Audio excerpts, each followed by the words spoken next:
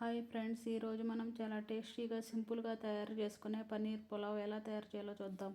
మొదటిగా ఒక బౌల్లోకి 1 కప్పు పెరుగుని తీసుకొని, హాఫ్ స్పూన్ పసుపు, 1 స్పూన్ కారం, 1 స్పూన్ ధనియాల పొడి, 1 స్పూన్ గరం మసాలా పొడి, టేస్ట్కి సరిపడినంత salt, 1 spoon ginger garlic paste, 1 cup cut చేసుకున్న క్యాప్సికమ్, కట్ చేసుకున్న 200 గ్రామ్స్ పన్నీర్ ముక్కలను వేసి కలిపి 20 నిమిషాలు మ్యారినేట్ చేసుకోవాలి.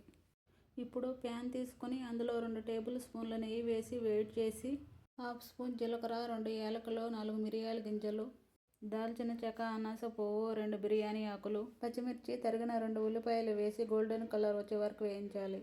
ఇప్పుడు టమోటా ముక్కలు వేసి మెత్తగా అయ్యే వరకు ఉడికించాలి.